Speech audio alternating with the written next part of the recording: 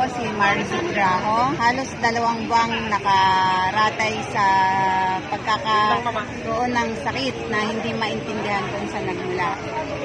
Nawaga yung aking 2 paa at yung aking mga kamay. Wala naman po sa katawan.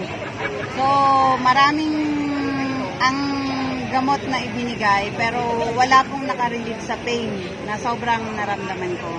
So yung aking professor po na si Ma'am Crisanta Padilkin, siya po ang nagrekomenda ng Tibicos para ma-cleanse po yung aking tiyan.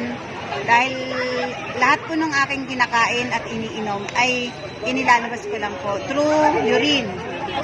Wala pong natitira anuman sa katawan ko kaya sumobra po yung pagpayat ko. So start po nang nakainom ako ng Tibicos, ginamit ko lang po yung isang bottle na to within a week na inubos ko po siya. So after that, doon po nagkaroon ng pagbabago, nakatayo po ako.